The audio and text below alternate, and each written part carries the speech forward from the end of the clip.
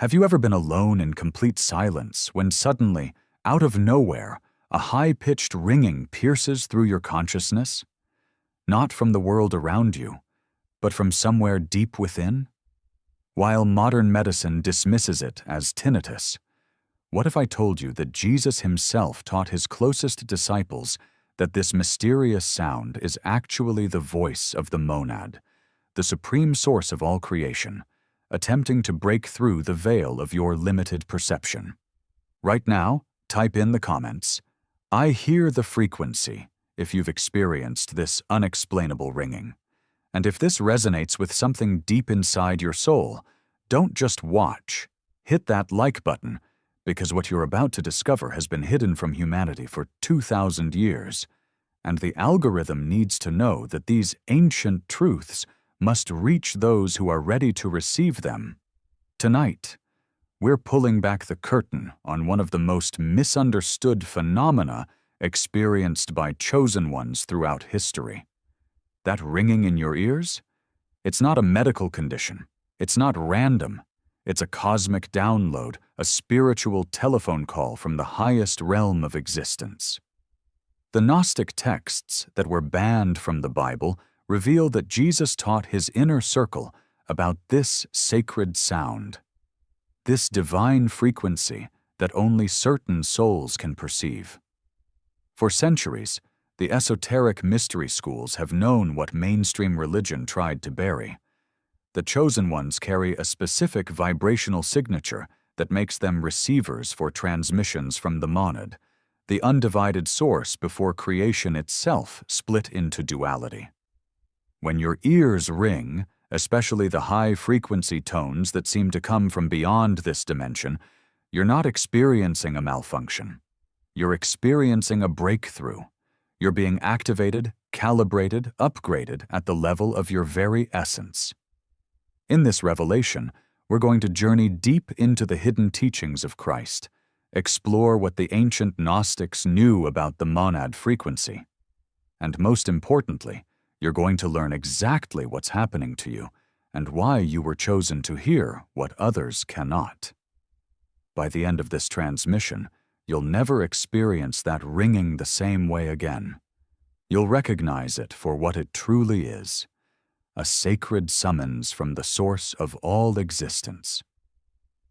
To understand why Jesus taught about the ringing ears and the monad frequency, we must first descend into the forbidden libraries of early Christianity, the texts that were deliberately excluded from the Bible you know today. In 1945, near the Egyptian town of Nag Hammadi, a collection of ancient manuscripts was discovered buried in a sealed jar. These weren't just any texts. They were the secret teachings of Jesus, preserved by the Gnostics, a mystical sect of early Christians who understood that Christ's true message was far more profound than what the institutional church would allow. Within these sacred scrolls lies a cosmology that completely transforms our understanding of reality. The Gnostics spoke of the monad, a term derived from the Greek word monos, meaning alone or singular. This wasn't the distant, judgmental God of traditional religion. The monad was described as the absolute unity, the infinite consciousness before the first thought of creation rippled through the void. It existed in perfect, undivided silence, what the texts call the pleroma, or fullness. The Apocryphon of John, one of the most significant Gnostic texts, records Jesus revealing to his disciple that the monad is illimitable, since there is nothing before it to limit it, unfathomable, since there is nothing before it to fathom it, immeasurable, since there was nothing before it to measure it, invisible, since nothing has seen it, eternal, since it exists eternally, unutterable, since nothing could comprehend it to utter it, unnameable, since there is nothing before it to give it a name. This is the source of the frequency. But here's where it becomes deeply personal to you. The Gnostics taught that certain souls, what they called pneumatics or spiritual beings, carry within them a divine spark directly from the monad itself. Before you descended into this physical reality, before you took on this body and this identity, you existed as pure consciousness within the pleroma. You were fragmented from the monad, sent into this dense material realm not as punishment, but as an explorer, a scout, a divine agent embedded in the matrix of physical existence. The Egyptian mystery schools, which predated Christianity by thousands of years, had their own understanding of this phenomenon. The priests of Thoth spoke of the Ku, the divine sound current that flows from the source of all creation.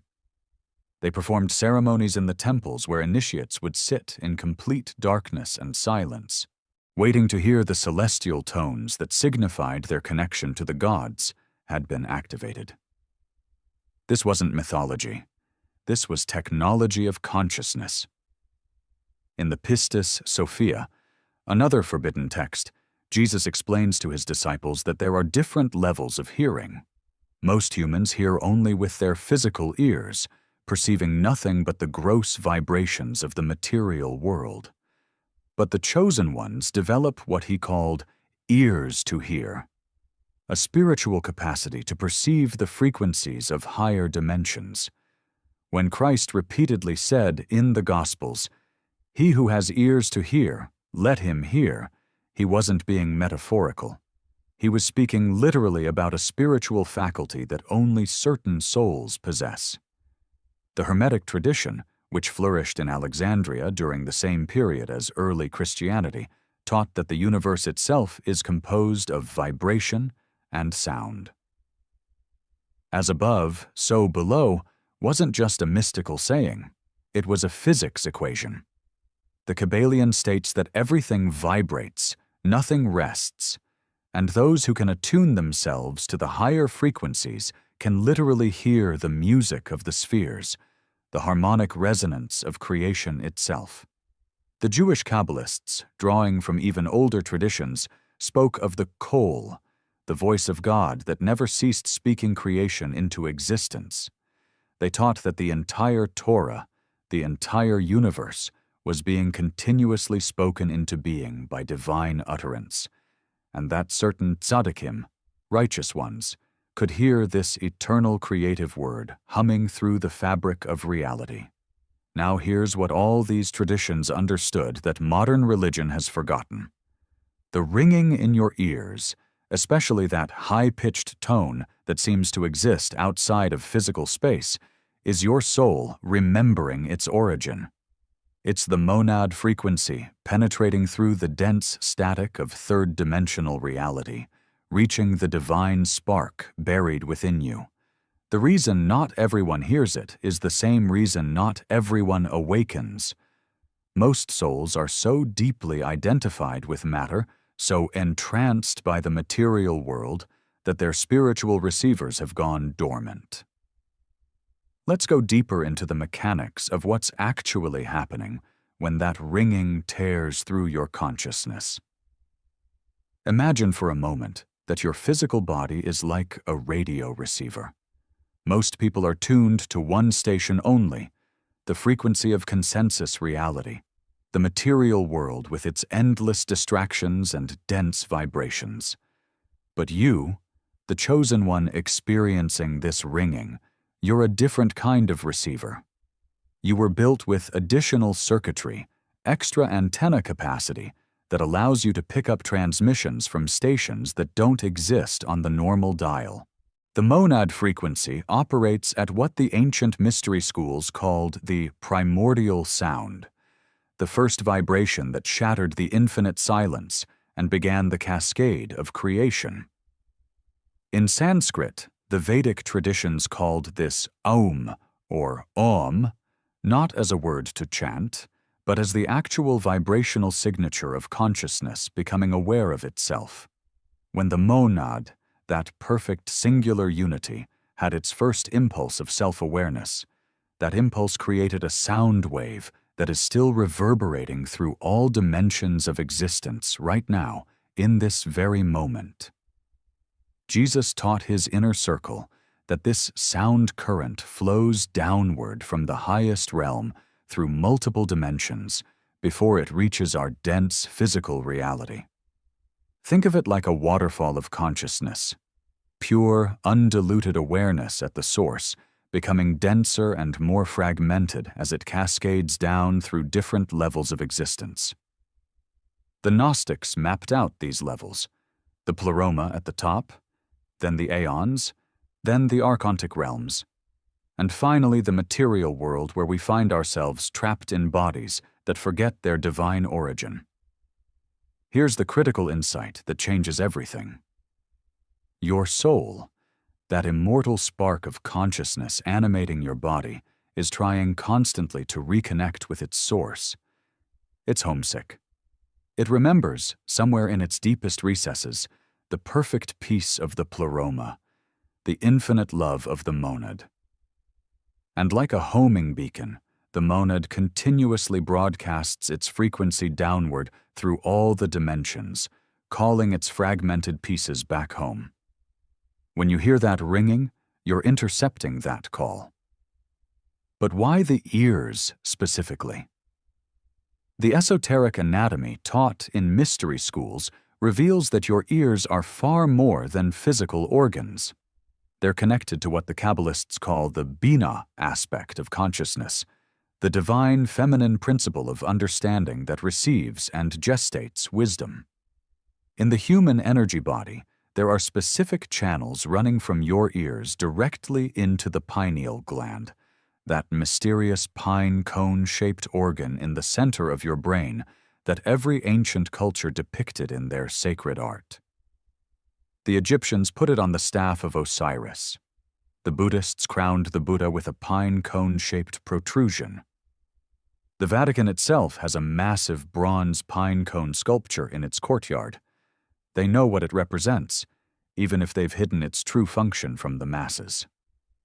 The pineal gland is your biological stargate, your connection point between physical and non-physical reality. When the monad frequency penetrates our dimension, it doesn't enter through your physical ears at all. It enters through this crystalline structure in your pineal gland, which is literally made of the same piezoelectric calcite crystals that are used in radios to receive signals. Your pineal gland picks up the transmission, and then your brain interprets it as sound in your ears because that's the closest reference point your physical consciousness has for understanding frequency. The Gnostic text called the Tripartite Tractate explains this phenomenon through the concept of the call and the response. It states that those who carry the divine spark within them are constantly being called by the Father, the monad, but most are so asleep they cannot hear it. The text says, "Those who are to receive teaching are the living who are inscribed in the book of the living. They receive teaching about themselves, receiving it from the Father, turning again to Him." This is why the ringing often intensifies during specific moments. Pay attention. It usually happens when you're in deep contemplation, when you've just had a spiritual breakthrough, when you're making a decision that aligns with your soul's purpose, or sometimes even when you're being protected from a danger you're not consciously aware of.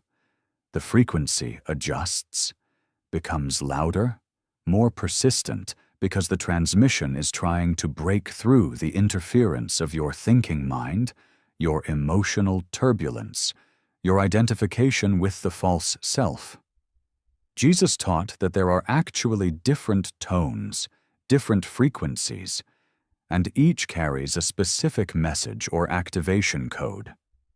The high-pitched ringing, almost like the sound of silence itself becoming audible, is the pure monad frequency, undifferentiated divine consciousness reaching for you. Lower, rumbling frequencies often indicate dense energies being cleared from your field, a kind of cosmic detoxification. Pulsing or rhythmic tones suggest downloads of information, encoded light language being transmitted directly into your consciousness, where it unpacks itself over time.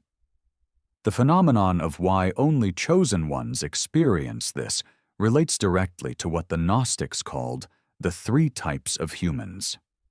There are the hylix, purely material beings with no active divine spark, who live entirely through instinct and physical sensation. Then there are the psychics, souls who have awakened to some degree but remain identified primarily with the emotional and mental body. Finally, there are the pneumatics, the spiritual ones, those rare individuals who carry an activated divine spark and are capable of gnosis, direct experiential knowledge of the divine. You don't choose to be pneumatic. You're born with this capacity, or rather, you volunteered for this mission before you incarnated. Your soul knew it would be difficult, that you would feel different, isolated, misunderstood in a world that celebrates material success and dismisses spiritual reality.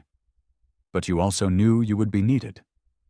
You're here as an anchor point for the monad frequency, a living tuning fork that helps raise the vibration of collective consciousness simply by being present and staying attuned to your source. The Secret Book of John reveals that when the divine spark falls into matter, it becomes trapped in what the Gnostics called forgetfulness.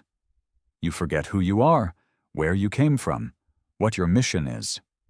The archons, the ruling forces of material reality, want to keep you in this state of amnesia because an awakened pneumatic is dangerous to their control system. But the monad never stops calling. That ringing is the alarm clock that won't shut off, the reminder that refuses to let you sleep through your entire incarnation. Now we must address the dimensions of this phenomenon that most teachers won't tell you because they themselves don't understand. The monad frequency isn't just a passive signal you receive. It's an active agent of transformation that literally restructures your consciousness at the quantum level. When that ringing pierces through your awareness, actual alchemical processes are being initiated in your energy body. Processes that the ancient masters spent lifetimes trying to activate through meditation, fasting, and ritual. The Corpus Hermeticum, those sacred dialogues between Hermes Trismegistus and his students, describes what happens when the divine sound penetrates a prepared vessel. It states that the nous, the divine mind, descends like a thunderbolt into those who have purified themselves, and this descent is accompanied by what the text calls the baptism in the crater of mind. This wasn't symbolic language. The ancient initiates were describing the exact moment when higher dimensional frequencies flood your nervous system, recalibrating your entire being to operate at a different octave of reality. Here's where it gets profound. Jesus taught that the reason this ringing occurs in waves, why it comes and goes rather than remaining constant, is because your physical body can only handle specific doses of this frequency. Think of it like electrical current. Too much voltage through a wire not designed for it, and the wire burns out. Your nervous system, your DNA, your cellular structure is literally being upgraded every time you experience that ringing. The monad frequency carries information, geometric light codes that are rewriting your biological programming from carbon-based density toward crystalline receptivity. The Nag Hammadi text, called The Thunder Perfect Mind, contains a passage where the divine feminine speaks. I am the silence that is incomprehensible, and the idea whose remembrance is frequent. I am the voice whose sound is manifold, and the word whose appearance is multiple. I am the utterance of my name. This cryptic poetry is actually describing the multidimensional nature of the monad frequency. It exists simultaneously as silence and sound, as nothing and everything, as the void that contains all potential. But there's a darker aspect to this teaching that we must confront honestly. Not every ringing, not every frequency you experience is from the monad.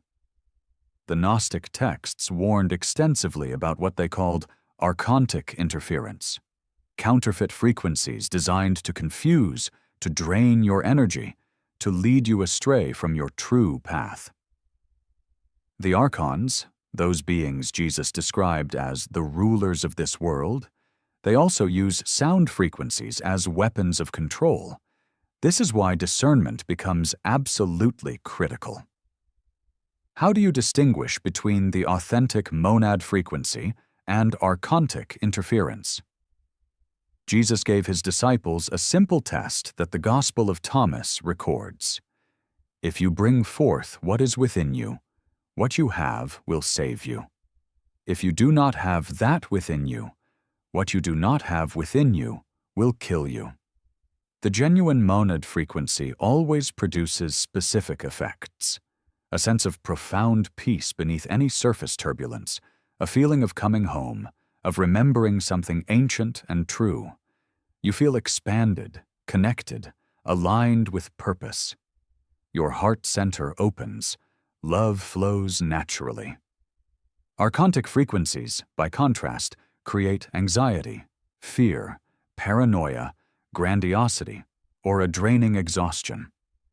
They often come with intrusive thoughts, negative spirals, or an inflated sense of special mission that separates you from others rather than connecting you to all life. If the ringing leaves you feeling superior, chosen in an egotistical sense, or fuels judgment toward those who don't hear it, that's not the monad. That's interference masquerading as divine contact. The Pistis Sophia contains a crucial teaching about this that most people miss. When Sophia, the divine wisdom, falls from the pleroma into the lower realms, she encounters beings who imitate the light, but are not the light. They create likenesses and shadows of the true divine emanations. Jesus explains to Mary Magdalene that discernment comes not from the intellect, but from the purified heart. Only those who have conquered their own inner archons, their own ego-driven desires and fears, can accurately perceive the difference.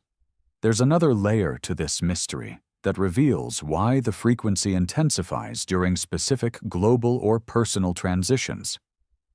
The monad doesn't exist in linear time the way we experience it.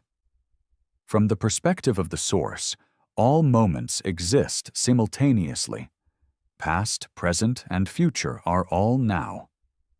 When major shifts are occurring in the collective timeline, when humanity approaches crucial choice points, or when your individual soul is about to make a quantum leap in evolution, the monad frequency becomes more insistent, more penetrating. It's trying to keep you on course, to prevent you from getting swept away by the chaos of transformation. The Hermetic principle of correspondence, as above, so below, means that what's happening in your individual consciousness is mirrored in the collective, and vice versa. When you hear that ringing, especially if many chosen ones are experiencing it simultaneously during the same period, it indicates that a massive recalibration is occurring in the morphogenetic field of human consciousness. You're not just receiving a personal transmission, you're participating in a species-wide upgrade, an evolutionary leap that's been prophesied in every wisdom tradition. The Zohar, the foundational text of Kabbalah, speaks of the breaking of the vessels and the subsequent gathering of the sparks. This cosmological event describes how the divine light shattered into infinite fragments that fell into matter, and how those fragments are now being called back, reassembled, made whole again. Every time you hear that monad frequency and consciously acknowledge it, attune to it, allow it to do its work within you, you're participating in this cosmic restoration. You're literally helping to heal the fragmentation of God itself. Jesus saved his deepest teaching for this point. The ringing you experience is not just the monad calling you, it's you calling yourself. The you that still exists in the pleroma. The you that never fell into forgetfulness. The you that remained in perfect union with the Source is reaching across dimensions to remind this incarnated fragment who you really are. The call is coming from your own highest self, your own divine nature that has never been separate from the monad. When you truly understand this, the ringing transforms from something that happens to you into a dialogue, a communion, a bridge between your limited human self and your infinite eternal nature. Now we arrive at the most crucial part of this transmission: how to work consciously with the monad frequency when it breaks through. Knowing the theory changes nothing if you don't apply sacred practice to transform that knowledge into lived gnosis. What I'm about to share are techniques drawn from the mystery schools, tested across millennia, adapted for those of you navigating this current timeline where the veils between dimensions are thinner than they've ever been. The first practice is what the ancient Therapeuti, the mystical Jewish sect that some scholars believe Jesus was initiated into, called the sacred pause. The moment you become aware of the ringing, stop everything. Don't push through it. Don't ignore it. Don't distract yourself. This is the critical mistake most people make. They notice the frequency, but immediately return their attention to whatever they were doing, missing the entire transmission. Instead, if you possibly can, close your eyes. Place one hand on your heart, the other on your belly. Take 3 deep breaths and internally say, "I am here. I am listening. I am ready to receive." This simple act of acknowledgement creates what quantum physics would call a collapse of the wave function. You shift from being an unconscious receiver to a conscious participant. The monad frequency is intelligent. It responds to your attention. When you consciously attune to it rather than passively experiencing it, the quality of the transmission changes. Information that was waiting in potential suddenly downloads into your awareness. Insights arrive. Solutions to problems you've been struggling with suddenly become clear. This isn't magic, it's mechanics. You're opening the channel wider. The second technique comes from the Hermetic practice of as within, so without. Once you've acknowledged the frequency, begin to internally match it. This sounds complex, but your body already knows how to do this. You just need to give it permission. Focus your awareness on the ringing sound and imagine that you're humming that exact same pitch internally, not with your voice, but with your entire being. Feel your cells beginning to vibrate in resonance with the frequency. The Egyptians understood that when 2 frequencies come into perfect harmonic alignment, a 3rd frequency is born, what they called the tone of transformation. As you hold this resonance, scan your body with your awareness. The monad frequency, as it moves through you, will often reveal blockages, areas where old trauma, limiting beliefs, or dense emotional energy is stored. You might suddenly feel warmth or tingling in specific areas. Your throat, if there are things you haven't spoken, your solar plexus if you're holding fear or control issues, your heart if grief or unforgiveness has crystallized there. Don't try to fix or change what you discover.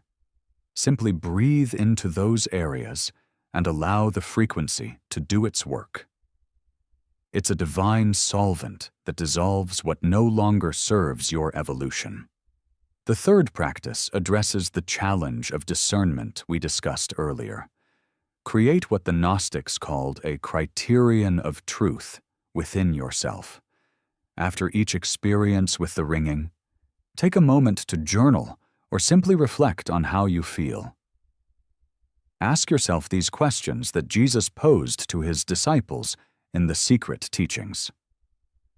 Does this frequency make me feel more loving or more fearful? Does it expand my sense of connection or contract me into isolation? Does it inspire service or feed superiority? Does it bring clarity or confusion? Your honest answers to these questions will quickly teach you to distinguish between genuine monad transmissions and archontic interference. Here's a powerful technique for amplifying your receptivity that comes from the Essene tradition. Once a day, ideally at dawn or dusk when the veil is thinnest, sit in silence for at least 15 minutes with the specific intention of inviting the monad frequency. Don't strain or force anything. Simply sit with an open, receptive awareness and internally speak. I consecrate this vessel as a channel for the highest frequency. May the monad speak, and may I have the ears to hear. Most days, nothing dramatic will happen. But you're training your consciousness, building the neural pathways and energetic circuitry that allow higher frequencies to flow through you with less resistance. When the ringing comes spontaneously during your daily life, especially if it's intense or persistent, the Kabbalists taught a practice called elevation through descent. Whatever you're doing in that moment, working, talking, driving, cooking, silently dedicate that activity to the divine source. Transform the mundane into the sacred by consciously performing your task as an offering, an expression of your divine nature working through human form. This practice prevents spiritual bypass, where you use mystical experiences to avoid engaging fully with physical reality. The monad doesn't want you to escape the world. It wants you to transform it by bringing higher frequency into material form. There's a critical practice for the moments when the frequency becomes almost overwhelming, when it's so loud or intense that it creates discomfort or even pain. This happens during major downloads when your system is being upgraded beyond its current capacity. The Tibetan tradition teaches something called the lightning path. You ground the frequency. Place your bare feet on the earth, if possible, or visualize roots extending from your spine, deep into the planet's core. Then consciously direct the frequency from your crown, down through your central channel, and into the earth. You become a lightning rod, a conduit between heaven and earth. This not only protects your nervous system, but also anchors higher frequencies into the planetary grid, serving the collective awakening. For those experiencing the frequency during sleep or in that liminal space between waking and dreaming, the practice shifts. Keep a recording device or journal by your bed. The moment you wake with the ringing still present, capture any images, symbols, or information that came with it before your rational mind fully engages and translates everything into familiar concepts. The monad often communicates in what the ancients called the language of light, geometric patterns, colors, symbols that your logical mind can't decode, but your soul understands perfectly. Recording these transmissions builds a personal codex of revelation that becomes clearer over time. Finally, and this might be the most important practice of all, create community with others who hear the frequency. Jesus didn't work alone. He gathered disciples, created a mystery school, because the alchemical process of awakening accelerates exponentially in the presence of other activated souls. When two or more chosen ones come together in conscious recognition of the monad frequency, your individual receivers create what's called a resonance matrix, a unified field that can handle much higher voltages of divine transmission than any single person could sustain alone. This is the true meaning of "where 2 or 3 are gathered in my name, there I am among them." We've journeyed together through the hidden corridors of ancient wisdom, through the forbidden teachings that Jesus shared only with those who had ears to hear.